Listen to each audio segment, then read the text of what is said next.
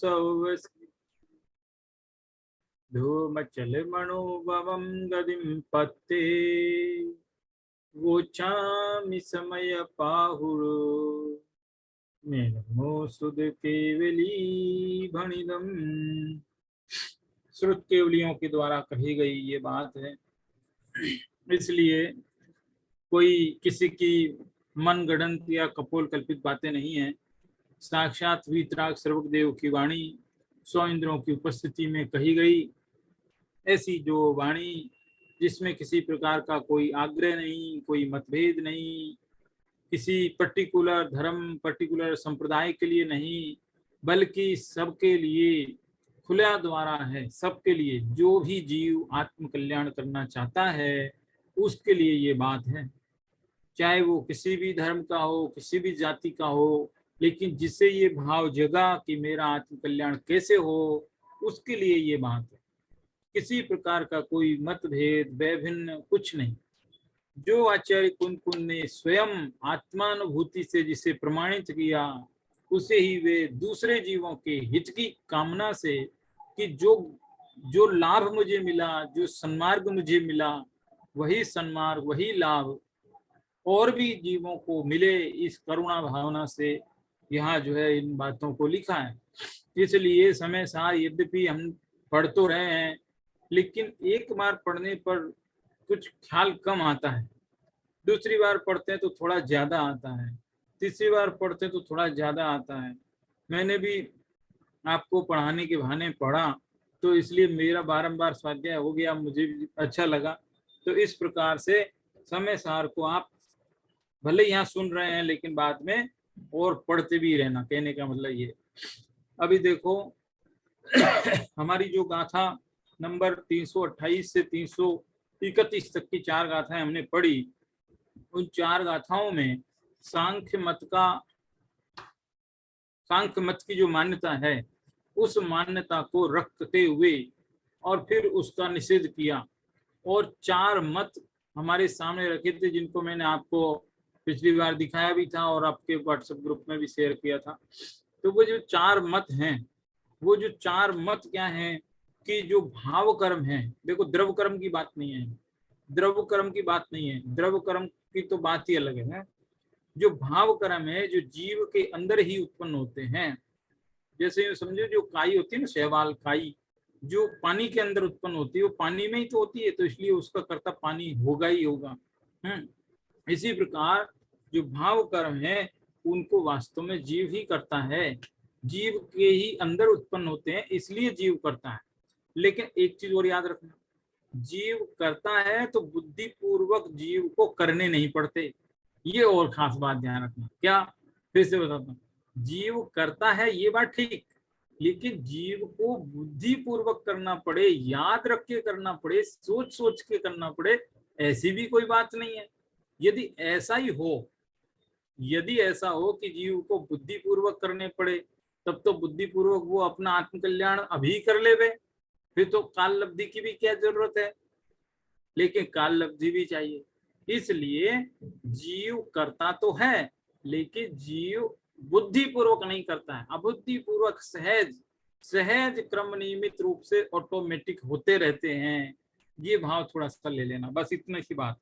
अब इसमें जो है जो कुछ भी पढ़ा था उसकी काफी चर्चा तो हो ही गई पिछली बार, है ना, कि भाई जीव के भाव कर्मों को यदि कर्म के उदय यदि करते हों, तो वे जो द्रव कर्म के उदय हैं वे जीव के भाव कर्मों को करे, ऐसा पॉसिबल नहीं है। यदि ऐसा होने लग जाए तो फिर ये जो है वे अचेतन होने चाहिए। भाव कर्म अचेतन होने चाहिए, क्योंकि अचेतन कर्मों ने किए। और मान लो कि जीव पुद्गल कर्म को करे, तो वे पुद्गल कर्म मिथ्यात्वी हो जाने चाहिए, लेकिन मिथ्यात्वी तो जीव होता है। और यदि माना कि दोनों मिलकर के उन भाव कर्मों को करते हैं, तो उनका फल फिर दोनों को भुगतना पड़ चाहिए, लेकिन वो बात भी नहीं है, इसलिए तीसरी बात भी खारिज हो जाती है। फिर चौथी बात आती है कि नहीं, दोनों ही मिथ्यात्व को नहीं करते हैं, ये मिथ्यात्व ऑटोमेटिक होता है। तो ऑटोमेटिक होता है तो इसका मतलब है कि जो कार्मण वर्गणाएं हैं वो सहज ही अपने आप ही मिथ्यात्व रूप ही हैं, ऐसा मानना पड़ेगा। लेकिन ऐसा भी नहीं, तो चारों की चारों बातें निरस्त हो जाती है, निराकृत हो जाती है। और फिर पांचवी बात एक ही सिद्ध होती है कि जीव ही भाव कर्मों का करता। इतनी चर्चा अपने पिछली बार हो गई थी, उसी में सब कुछ क्लियर हो गया। बस लास्ट की जो है एक दो बातें जो गुरुदेव कांजी स्वामी के प्रवचन की थी, वो जल्दीबाजी में नहीं बता पाए थे, बता भी थी लेकिन इतनी स्पष्ट नहीं हुई। जरा उसकी थोड़ी चर्चा करके फिर आगे बढ़ते तो उसमें क्या कह रहे हैं कि गुरुदेव कांजी स्वामी यहाँ स्पष्ट करते हैं कि जीव के अंदर उत्पन्न होने वाले जो विकारी भाव हैं, स्वभाव भाव की बात नहीं, विकारी भाव की बात है, जो बुरे हैं, छोड़ने योग्य, ऐसे भाव भी यहाँ इन गाथाओं में, इन चार गाथाओं में चेतन कहे जा रहे हैं। समझ में आया? कहाँ तो स्वभाव की बात नहीं, विभाव, और उस विभाव को भी चेतन कह रहे हैं। तो ये कैसी विचित्र बात है।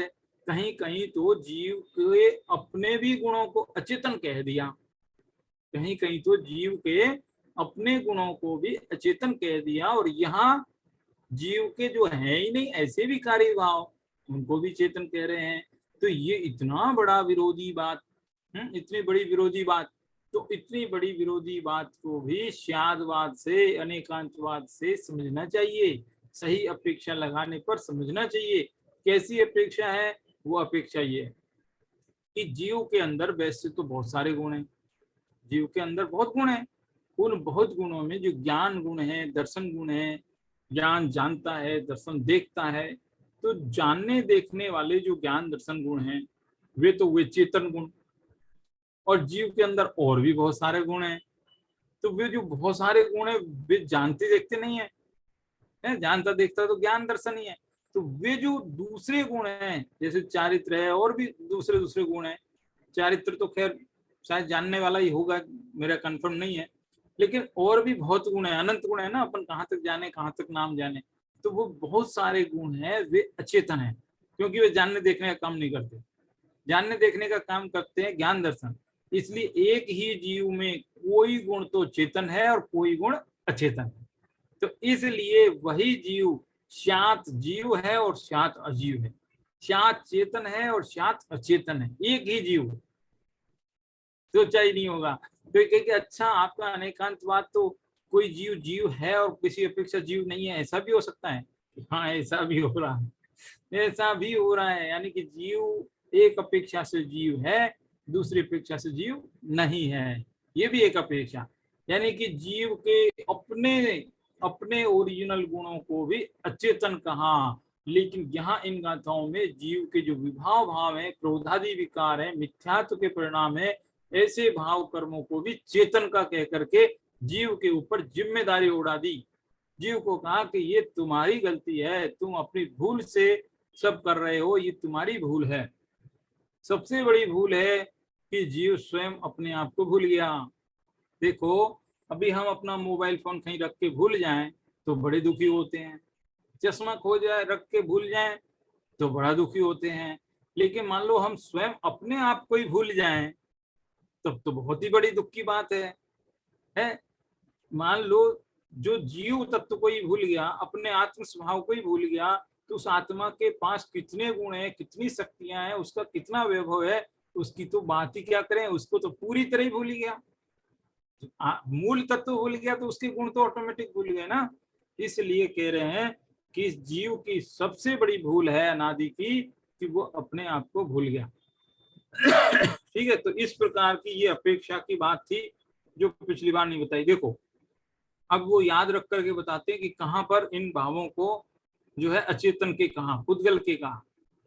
ये जो राग द्वेष मोह विकारी जितने भी भाव कर्म हैं उनको इन गाथाओं में चेतन कह रहे हैं, लेकिन इसी समय सार की गाथा नंबर 50 से 55 तक की जो 6 गाथाएं आई थी, उन 6 गाथाओं में इनको अचेतन कहा कि ये जीव नहीं है, ये जीव नहीं है, ये जीव नहीं है, क्योंकि वो अधिकार कौन सा था? अजीव अधिकार था। अजीव अधिकार में कहा था मार्गणा स्थान जीव नहीं है, उदय के स्थान जीव नहीं है, बंद के स्थान जीव नहीं है, बहुत सारी बातें गिनाई थी, 29 प्रकार के भाव गिनाए थे। तो कह रहे ये 29 प्रकार के भाव जीव नहीं है, पुद्गलिक है। ऐसा इसी समय सार की 50 गाथा से 56 गाथा तक कहा। और यहाँ इन 328 से 331 तक की गाथा में उन्हीं को चेतन का कह रहे हैं। तो एक ही ग्रंथ में कहीं चेतन का कह रहे हैं, कहीं अचेतन का कह रहे हैं। तो इसमें जो अपेक्षा है छुपी हुई, उस अपेक्षा को हमें पहचानना चाहिए, बस इतनी सी बात है।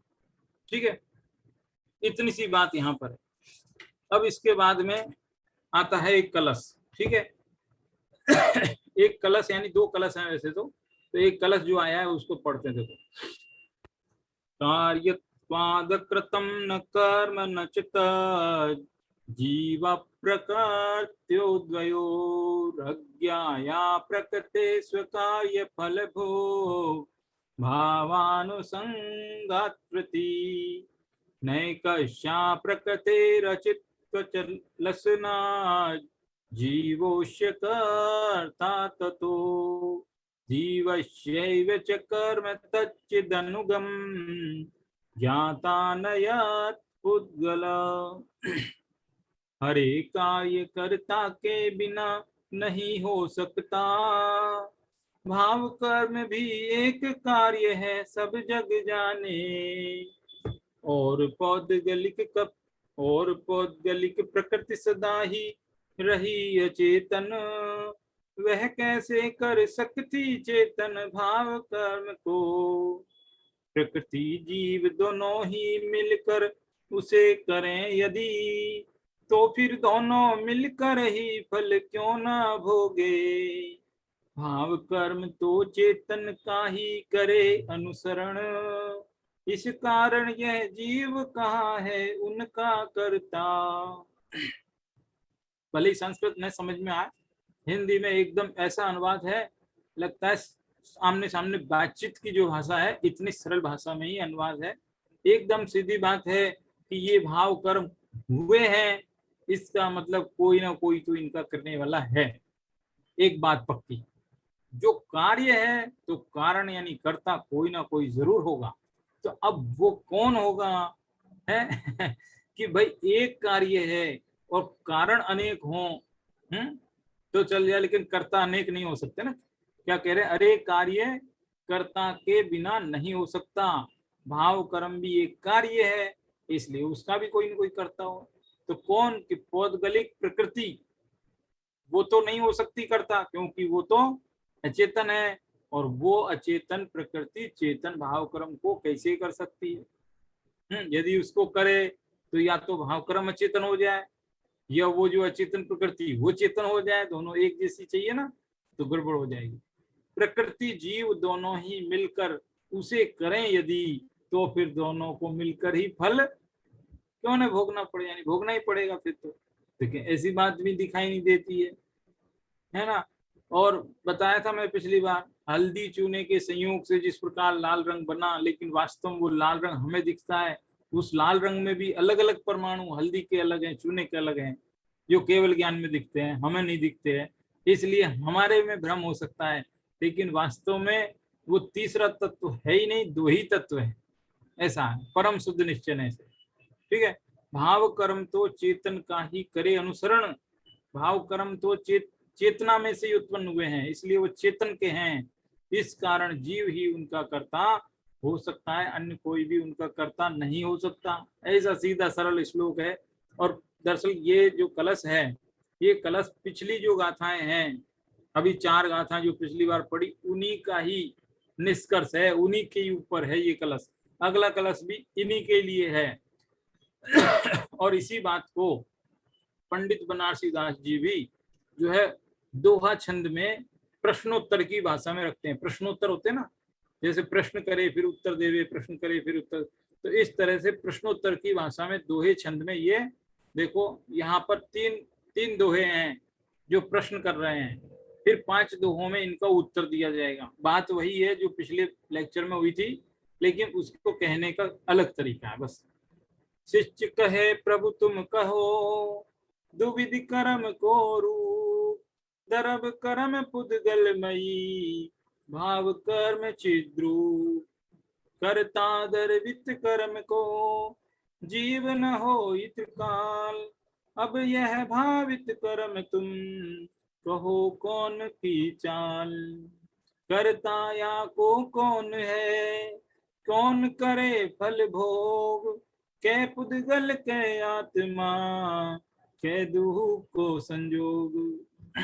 ये क्या है कि कोई शिष्य अपने गुरु से कहता है कि हे प्रभु जी, आप ये कहो कि जो ये कर्म है, कौन सा, भाव कर्म, ये जो भाव, देखो क्या मतलब है इसका कि कर्म दो प्रकार का है, द्रव कर्म पौदगली के, भाव कर्म दुविध कर्म कुरु। दुविध यानी दो प्रकार का कर्म, कर्म दो प्रकार का, एक द्रव कर्म एक भाव कर्म।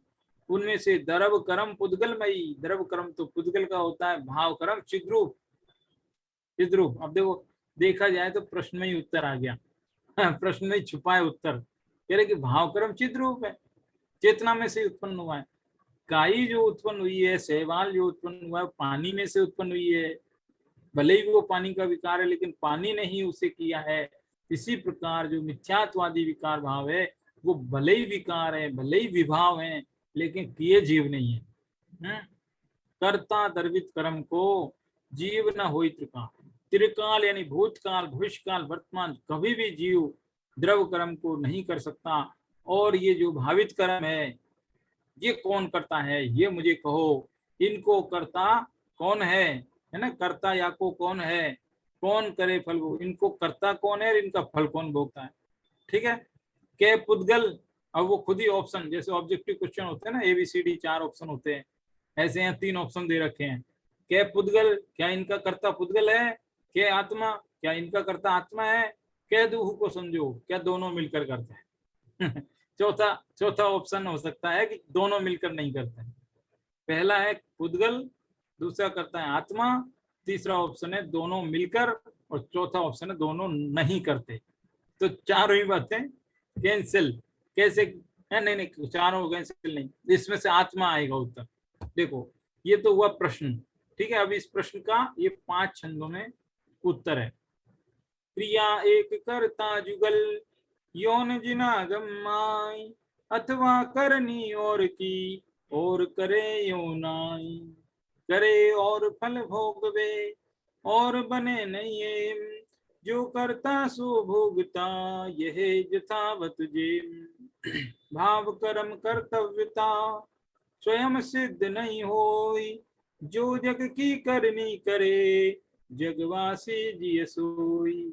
जिय करता जिय भोगता, उत्तर आ गया, जिय करता जिय भोगता, भाव कर्म जिय चाल, पुद्गल करे न भोगवे, दुविधा मिथ्या जाल। ताते भावित कर्म को, करे मिथ्या जीव, सुख दुख आपद संपदा, भुंजे सहज सदीव। क्रिया एक करता जुगल, एक क्रिया के दो कर्ता, जुगल माने दो, नहीं हो सकते, ऐसा जिनागम कहता है। अथवा करनी और की, और करे कोई और, ऐसा भी नहीं हो सकता। एक द्रव की क्रिया दूसरे द्रव में नहीं हो सकती, ये भी बात पॉसिबल नहीं है। करे और फल भोगवे और, ये बात देखो कितनी सारी चीजें, हर लाइन में एक एक स्टेटमेंट है और वो कैंसिल किया हुआ है। एक कर्ता, एक क्रिया, दो कर्ता, कैंसिल। दूसरा, एक की क्रिया दूसरा करे, कैंसिल। तीसरी बात, एक व्यक्ति कुछ करे और दूसरे को फल मिले, कैंसिल। तीसरी बात कैंसिल, तीसरी लाइन में कैंसिल। चौथी बात, जो करता सो भोगता, यह यथावत, ये वाली बात सही कि जो करेगा वही भोगता है, ये यथावत यानी बिल्कुल सत्यार्थ है। भाव कर्म कर्तव्यता, और ये जो भाव कर्म हुए हैं स्वयं सिद्ध नहीं, ऑटोमेटिक अपने आप तो होते नहीं तो बैठे बैठे सिद्ध भगवान के अंदर भी भाव कर्म शुरू हो जाएंगे कल को। तो कह रहे कि अपने आप स्वयं सिद्ध तो नहीं है, होते तो कहीं ना कहीं है। तो कौन करता है कि जो जग की करनी करे, जगवासी जी है। देखो, इस लाइन में से यदि जगवासी शब्द निकाल देवे तो थोड़ा सा कमजोर हो जाएगा। जीव करता है ये बात तो ठीक है, लेकिन कौन सा जीव, सिद्ध जीव करता है कि संसारी जीव करता है? मुक्त जीव तो नहीं करता ना, इसलिए यहाँ पर जगवासी जीव लगाया कि जो संसारी जीव है, जब तक वो संसार में है, जब तक वो जो है कर्मों के बीच रचा बसा है, तब तक ही वो इन भाव कर्मों को करता है, इसके बाद तो वो भी नहीं करता। ऐसा जीव करता जीव भोगता, जीव ही इन भाव कर्मों का करता है, जीव ही इन भाव कर्मों का भोगता है। और ये जीव की ही चाल है, जीव की ही चाल है। हम हाथ पे हाथ रख के बैठ जाएं और सोचें कि ये कोई कर्म है, ये अपने आप ही जब मेरे को मोक्ष देगा तभी मेरा मोक्ष होएगा। ये मिथ्यात्व कर्म को जिस दिन मेरे ऊपर दया आएगी, और ये दया करके एकदम जैसे भिखारी पे दया करके उसको कुछ दे देते ना पैसे, ऐसे ये मिथ्यात्व कर्म किसी दिन दया करके मुझे छोड़ देगा तो मैं सम्यक रूप हो जाऊंगा। ऐसा कोई सोचे तो उसके लिए ये छंद लिखे हैं। उसको कह रहे कि नहीं भाई, तू ये मत सोच कि ये कर्म तेरे पे दया करेंगे तब तेरा उद्धार होगा। तेरा उद्धार तेरे हाथ में है, तुझे खुद ही करना है। इस बात के लिए ऐसी गाथाएं लिखी गई है। ऐसा नहीं है कि समय निकल रहा है, मनुष्य जीवन निकल रहा है। अरे ये मनुष्य जीवन जिस काम के लिए मिला है उसकी याद दिलाने के लिए ये कलश है। पुद्गल करे न भोगवे दुविधा मिथ्या जाल है। पुद्गल इन भाव कर्मों को करता नहीं है, भोगता भी नहीं है। और जो ये समझता है कि वे दोनों मिल करके करते हैं, तो भी वो मिथ्या जाल यानी मिथ्या विकल्प है, मिथ्या बात है, झूठी बात है। दोनों मिलकर के भी नहीं करते। यानी कि हम सोचें कि ये गलती हुई तो आज जैसे मान लो किसी का नुकसान हो गया, सौदा हुआ, किसी व्यापारी ने कोई सौदा दूसरे को बेचा और नुकसान हो गया दोनों का ही, कोई तीसरी पार्टी ने मुनाफा ले लिया, दोनों बेचारे नुकसान में आ गए। तो वे दोनों मिलकर ये कहने लगे कि आधा आधा भोग लेते हैं। कह रहे हैं आधे आधे का चक्कर ही नहीं है, दोनों मिलकर के नहीं करते हैं। ऐसा हुआ था एक बार मेरे साथ भी, मतलब जयपुर में कभी बहुत पहले। तो कुछ ऐसा ही था, खैर वो तो प्रसंग अलग है पर्सनल है, इसलिए जाने दो उसको। लेकिन कहने का अर्थ ये है कि ऐसी जिनागम में तत्व में ऐसी भूल नहीं चलती है कि आधा आधा करके दोनों मिलजुल के बांट ले वे। जैसे मान लो मैं इधर भक्ति करूं, पूजा करूं, स्वाध्याय करूं और भगवान जी से बोलूं कि भगवान जी मेरा जो भी पुण्य है इसको मेरे पत्नी बच्चों में थोड़ा थोड़ा बांट दो सब मिलजुल के भोग लेंगे, ऐसा सिस्टम भी नहीं है। तो दोनों मिलकर करे ये भी मिथ्या जाल है। ताते यानी इसलिए भावित कर्म को करे मिथ्यात्वी जीव, ये निष्कर्ष की बात कि वो मिथ्यात्वी जीव ही करता है और भोगता भी है। क्या भोगता है? सुख दुख आपद संपदा।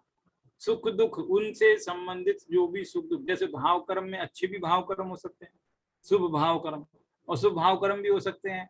तो शुभ भाव कर्म होंगे तो सुख मिलेगा, संपदा मिलेगी, और अशुभ भाव कर्म होंगे तो दुख मिलेगा, आपदा आएगी। तो उनको कौन भोगेगा? जीव ही भोगेगा। इसलिए जीव ही को ही बड़ी सावधानी से कदम रखना है, सोच समझकर अपना कार्य करना है। ये बात इन छंदों में बताई गई। ठीक है, ये जो कलश हुआ, और इस कलश में यही बात है। चाहिए तो ये गुरुदेव श्री का एक सेंटेंस पढ़ देता हूँ भले। ये जो पुण्य पाप आदि भाव कर्म हैं वे कार्य हैं। जो कार्य होता है वो अकृत नहीं होता, यानी बिना करे नहीं होता, करना पड़ता है किसी के किए बिना नहीं होता। यह देखकर जिस प्रकार अन्य मतावलंबी दूसरे धर्म के लोग ईश्वरवादी इनको कहते हैं कि ईश्वर ने किया। अब वो उनसे पूछे भाई किसने किया? साहब वो सर्वशक्तिमान बैठा तो है, वही करेगा, ऐसा बोलते हैं। और उसी तरह से यदि हम जैन धर्म के अध्यात्म से अनभिज्ञ जन, हम भले ही जैन हैं लेकिन उस अध्यात्म को नहीं जानते, तो इन कार्यों का कर्ता जड़ कर्मों को मान लेते। देखो क्या होता है, आप लौकिक भाषा देखो। अभी कोई अजैनी व्यक्ति है, मान लो, अजैनी तो नहीं कह सकते लेकिन मान लो अन्य मतावलंबी, तो वो ये कहेगा अरे भगवान करता है, हम क्या कहेंगे अरे कर्म करते हैं। तो फर्क क्या हुआ? हम भी, और अपन तो चलो कर्म तो फिर भी पढ़े लिखे स्वाध्यायी जी बोलते हैं, और स्वाध्यायी में भी गड़बड़ करते हैं कई लोग। तो हैं क्या कहते हैं, भगवान महावीर की कृपा होगी तो हमारा काम होगा। ऐसे पढ़े लिखे लोग स्वाध्यायी जी खूब 5-5-10 साल से पढ़ने वाले भी ऐसा बोलते हैं कि अरे भगवान महावीर की जिस दिन बुलावा आएगा, ऐसा बोलते हैं बुलावा आएगा। कोई अभी थोड़े दिन 2-4 दिन पहले कोई कह रहा था कि अरे वो बाहुबली भगवान का बुलावा आएगा ना स्वर्ण बेलगोला में, तो दर्शन हो पाएंगे। इतनी दूर कौन जाए, उनका बुलावा आएगा तो जाए। तो भगवान थोड़ी बुलाएंगे, भगवान का कुछ घट थोड़ी रहा है कि वो बुलाएंगे, कि आपके जाने से भगवान को फायदा होगा इसलिए वो बुलाएंगे। आप जाओ या ना जाओ, भगवान को कुछ भी फर्क नहीं पड़ेगा, वो तो पूर्ण हो चुके। अब पूर्ण हो तो कुछ बात सोचे, है जिसमें कुछ है ही नहीं गुंजाइश। तो इसलिए ऐसी भाषा हम जगत में बोलते हैं। देखो अन्य मतावलंबी कहते हैं ईश्वर ने किए, और हम कहते हैं कि कर्मों ने किए। तो इस प्रकार हम दोनों की मान्यता एक जैसी है, दोनों की विपरीत मान्यता है। अतः यहाँ कहते हैं कि देखो, ये पुण्य पाप आदि विकारी भाव जीव और जड़ कर्म प्रकृतियों में से किसी का भी काम नहीं है।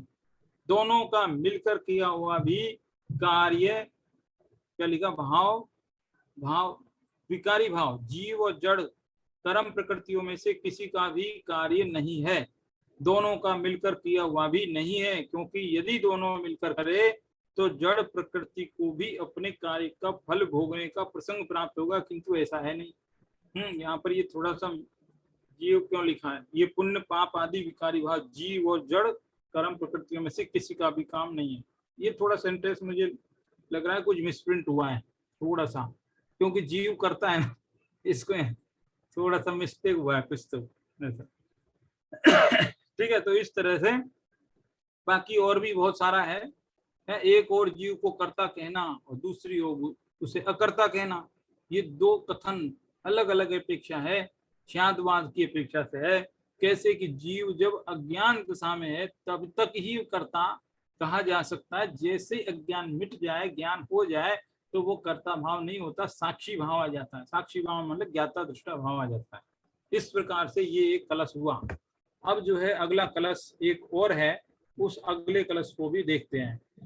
देखो अगला कलश आएगा अगले पेज पर।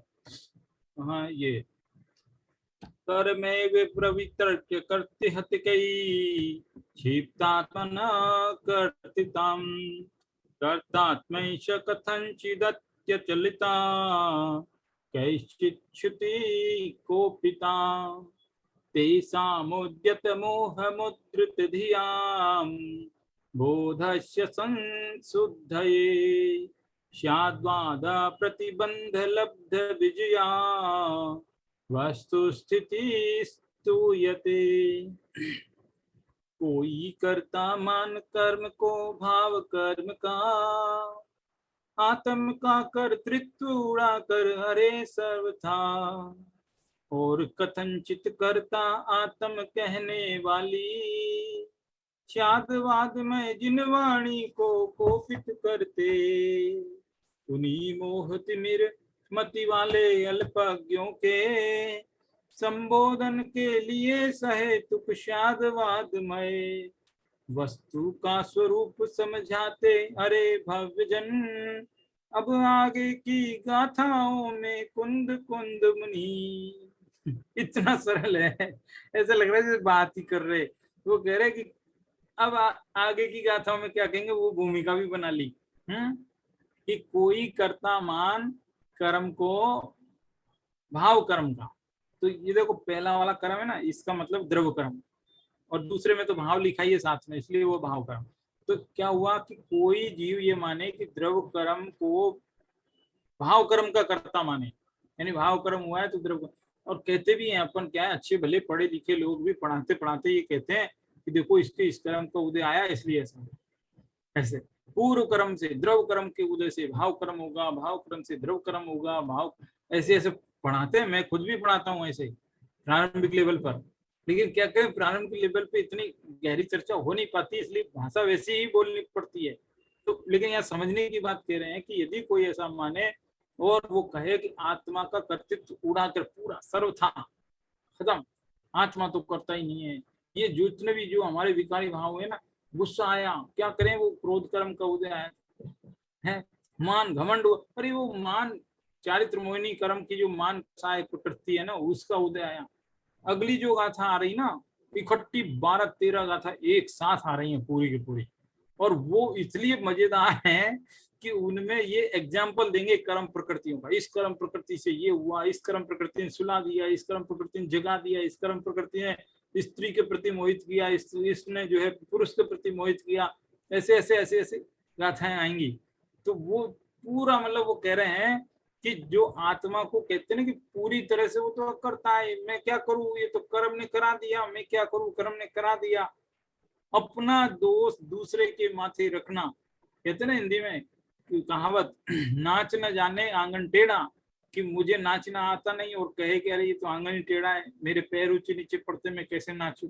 तो ऐसे ही जीव तो कहे कि मैं क्या करूं, ये तो सब कर्म कराते हैं। अरे कर्म कराते तो संसार में क्यों घूम रहा है, तू तो निर्दोष हुआ ना फिर ऐसे।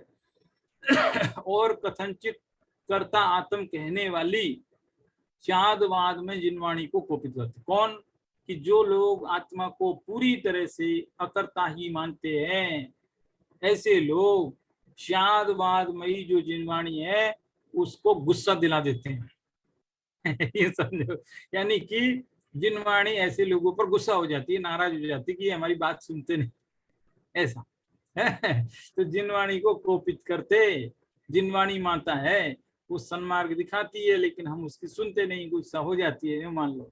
उन्हीं मोह मोहित मति वाले अल्पज्ञों के, और ऐसे मोह से मोहित जो बुद्धि वाले जीव हैं, कौन से, जो आत्मा को पूरी तरह ही अकर्ता मानते हैं, ऐसे जो अल्पज्ञ जीव हैं, मंद बुद्धि वाले जीव हैं, ऐसे जीवों के संबोधन यानी समझाने के लिए सहेतु, हेतु पूर्वक, हेतु माने तर्क, युक्ति, तर्क पूर्वक स्यादवाद वस्तु का स्वरूप समझाने के लिए आगे की गाथाओं में कुंद कुंद मुनि विभिन्न दृष्टांतों से, विभिन्न उदाहरणों से इसी बात को और क्लियर करने वाले हैं। ऐसी भूमिका बनाई इस कलश में, समझ में आई बात। ऐसा है। अभी जो ये कलश है देखो बिल्कुल सरल है, इसमें सिर्फ प्रश्न आगे की भूमिका है, समझाने जैसी कोई बात है नहीं खास, है ना। लेकिन इसी को पंडित बनारसी दास जी कैसे लिखते हुए यहाँ, केई मूड विकल, केई मूड विकल एकांत पक्ष गहे कहे, आत्मा कर तार पूरन परम है, तिन ही सो जुको कहे जीव करता है तासो, फेर कहे कर्म को करता कर्म है, ऐसे मिथ्या मगन मिथ्याति ब्रह्म घाती जीव, जिन ही के ही अनादि मोह को भरम है, तिन ही को मिथ्यात दूर करी वे को गुरु शादवाद परवान आत्म धर्म है, चेतन कर चेतन करता भोगता मिथ्या मगन अजान, नहीं करता नहीं भोगता निश्चय सम्यकवान। दोहा छंद ना, ऊपर अलग छंद। ये है देखो, बहुत ये बात बार बार चल रही है, करता करता करता इतना ज्यादा हो जाता है कि हमको लगता है कि अरे क्या करे, एक ही बात चल रही है, एक ही बात चल रही है। लेकिन ऐसी बात है कि हमारे अंतर्मन में कर्तृत्व बुद्धि इतनी गहन बैठी है कि हमको खुद भी अंदाजा नहीं है। हम चाहे लाखों बार भी ये बात पढ़ ले, लेकिन फिर भी मंदिर में भगवान के समक्ष भी जाकर के, और वो भी रोजमर्रा में नहीं, जिन दिनों असली मुसीबत पड़ी हो, परेशानी के दिन चल रहे हो, तकलीफ में हो, उन दिनों अपने आप ही अंदर से, हे भगवान देख लेना थोड़ा, हे भगवान मैं जानता तो हूँ, मैंने पढ़ा है जिनवाणी में कि कोई किसी का करता धरता नहीं है, लेकिन फिर भी थोड़ा तो मतलब ऑटोमेटिक अपने अंदर मन से हर जीव के साथ ऐसा ही लगा है, अच्छे भलों के साथ है। कभी कभी तो मैं भी ऐसे हो जाता हूँ, लेकिन फिर बहुत अपने आप को समझाते कि नहीं नहीं, ये सब तो हमारा मोह बोल रहा है, हमारा मोह बोल रहा है, वास्तव में कोई किसी का करता धरता नहीं है। लेकिन इसलिए ये बातें बार बार इतना चल रहा। तो क्या है, उसी छंद का जो अभी छंद पड़ा था ना, अगले गाथाओं की भूमिका वाला, वही छंद का अनुवाद है पंडित बनारसी दास जी वाला। ये तो क्या करे, कोई मूड विकल एकांत पक्ष गहे कहे, कोई मूड अज्ञानी जीव एकांत पक्ष, वस्तु है अनेकांतमयी, और वो एकांत पक्ष को ही लेकर के कहता है आत्मा अकर्तार पूर्ण परम है, आत्मा तो पूरी तरह से ही अकर्ता है, वो तो कुछ करता धरता ही नहीं है। आत्मा करता, ये बात तो सही है, परम शुद्ध निश्चय नहीं की बात है, लेकिन वो पूरी तरह ही परम शुद्ध से नहीं, वो ऐसे ही व्यवहार में भी ऐसे ही मान रहा है, तो गड़बड़ हो जाती है। तिन ही सो जो कोई कहे जीव, करता है तासु। ऐसे जीव से, ऐसे मिथ्या दृष्टि जीव को कोई जब से समझाता है कि नहीं भाई तुम जो ये मानते हो ये गलत मानते हो, जीव जो है कथनचित करता है, वो कथनचित करता है, यानी जीव ही ये भाव कर्मों को करता है। ऐसे जब समझाने बैठते हैं उस जीव को तो वो क्या कहता है, नहीं नहीं आप ही ने तो बताया था कर्म को कर्म करता है, कर्म को कर्म करता है, जीव को जीव करता है। तो इसलिए इन भाव कर्मों को द्रव कर्मों ने किया, तो कर्म ने कर्म को किया, खत्म। लेकिन गलती कहाँ हो गई, द्रव कर्म को द्रव कर्म करेगा, भाव कर्म को द्रव कर्म नहीं करेगा। और इसने क्या किया, भाव कर्म को द्रव कर्म करता। क्या क्या पेई कहे कर्म को करता कर्म है, ऐसे मिथ्या मगन, ऐसा मिथ्यात्व में मगन, मिथ्यात्वी ब्रह्मघाती। ब्रह्मघाती किसको कहते हैं, ब्रह्मघाती यानी होता है आत्मघाती, अपने आत्मा को संसार समुद्र में डुबोने वाला जीव ब्रह्मघाती है। हम सब जो भी मिथ्या दृष्टि है वो सब ब्रह्मघाती है। तो ऐसा ब्रह्मघाती जीव जिनके ये अनादि मोह को भरा में, अनादि से मोह मदिरा में डूबे हुए हैं, जिनको तिन्हीं को मिथ्यात्व दूर करवे को गुरु श्यादवाद प्रवान आत्मा, यानी अगली गाथाओं में श्यादवाद की शैली में मिथ्यात्व दूर करने के लिए गुरु कुंद कुंद मुनि कितनी गाथाएं लिखेंगे, 13 गाथाएं लिखेंगे, 13 गाथा लिख रहे हैं आगे इकट्ठी एक साथ। चेतन करता भोगता मिथ्या मगन अजान, नहीं करता नहीं भोगता नहीं चे समय को। कुल मिलाकर अजान, देखो दोहा है ना, दोहा, उस दोहे की अंतिम शब्द क्या है, अजान, और एक है नीचे की लाइन में सम्यकवान। तो ऊपर की लाइन कह रही कि अजान मतलब अज्ञान दशा में ही चेतन करता भोगता हो सकता है, लेकिन जब सम्यकवान हो जाए यानी सम्यक भी हो जाए तो नहीं करता नहीं भोगता, फिर वो भोगने वाला नहीं है, क्योंकि उसका मोह टूट जाता है। जब तक मोह रहता है तब तक ही अपना समझता है, ऐसा है उसका। ठीक है, अब देखो एक पैराग्राफ पढ़ता हूँ गुरुदेव कांजी स्वामी वाला। जड़ शरीर का एवं वाणी आदि क्रियाओं का करता तो अज्ञानी भी नहीं है, अज्ञानी भी नहीं है। पूजा करते समय जो हाथ पसार कर अष्ट द्रव्य चढ़ाता है, मुंह से स्वाहा बोलता है, प्रवचन करता है, आदि सभी क्रियाएं जड़ की क्रियाएं हैं, उनका करता तो जीव अज्ञान दशा में भी नहीं है, क्योंकि वो तो पुद्गल की क्रिया। अच्छा देखो, ऐसी ऐसी बात पढ़ते ना तो कभी कभी तो ये लगता है गले नहीं उतरते, ऐसे कैसे हो सकता है, ऐसे कैसे हो सकता है, कोई मुर्दा थोड़ी करता है, करता तो जीव ही है ना। तो पता है, याद रखो इसी समय सार में गाथा 100 नंबर की में आई थी बात, क्या आई थी कि हाँ वो जो आपको लग रहा है ना कि पूजा करते समय हाथ पसार के अष्ट तरफ चढ़ाए, मुंह से स्वाहा बोले, उसमें योग और उपयोग जीव का है। बाकी जो ये हाथ पसार, हाथ के परमाणु, हाथ पसारा तो हाथ के परमाणु इधर से इधर हुए, तो वो उद्गल की क्रिया है, जीव ने नहीं किया। जीव ने सिर्फ भाव किए, हाथ पसारने के, ये भाव किए कि चलो मैं द्रव्य चढ़ाऊंगा, ये भाव किए कि चलो मैं जय बोलूंगा, स्वाहा बोलूंगा। तो वो जो भाव किए ना, वो भाव उनको कहते हैं योग और उपयोग, योग और उपयोग का करता जीव बस। है ना, ठीक है। तो इस प्रकार की ये बात है। अब मैं जो है इसी के बारे में, थोड़ी सी समय है इसलिए एक छोटी सी कथा सुना देता हूँ आपको।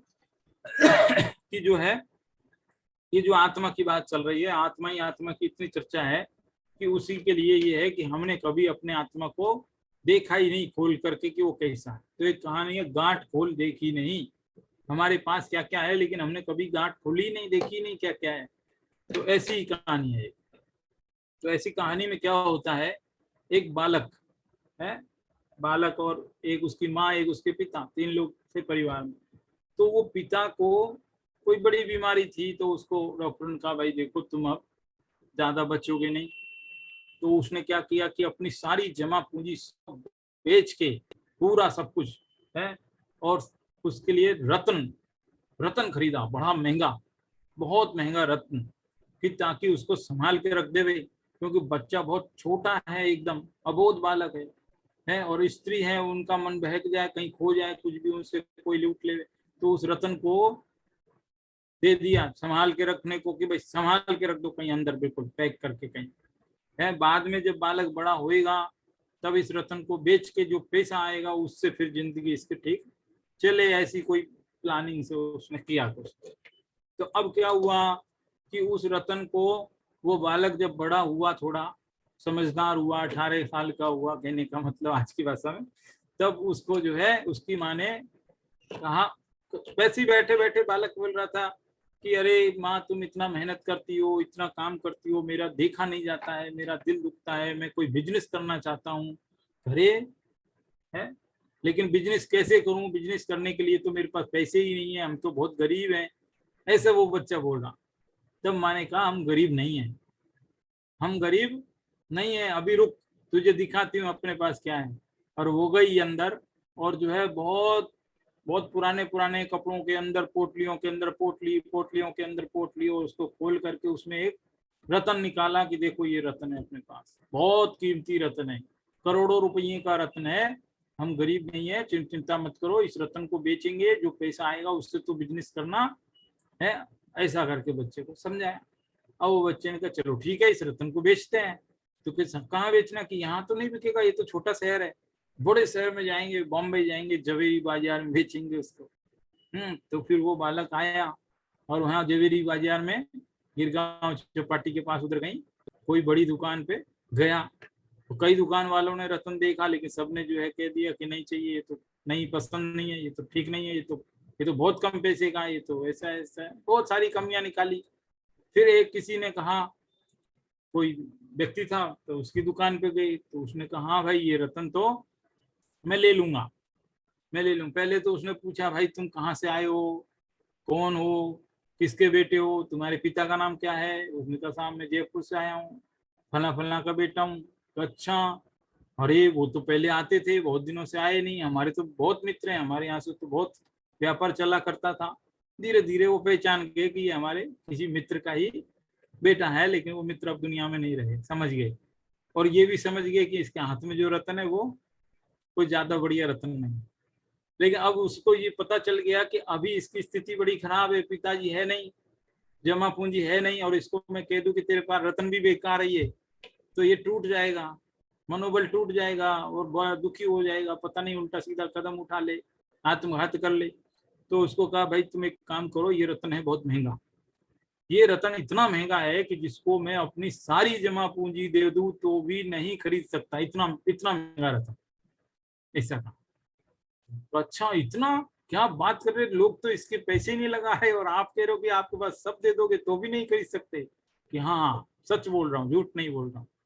अच्छा, कि लेकिन तुम एक काम करो, पहले इस रतन को इस अलमारी में रख दो पैक करके, ठीक है, और जब 4-6 महीना तुम यहाँ रहो मेरे पास, काम सीखो, काम सीख करके जब तुम खुद पारखी जौहरी बन जाओगे, रत्न पहचानना सीख जाओगे, तो खुद ही अपने रत्न को निकाल करके खुद ही बेच देना, मेरी क्या जरूरत है।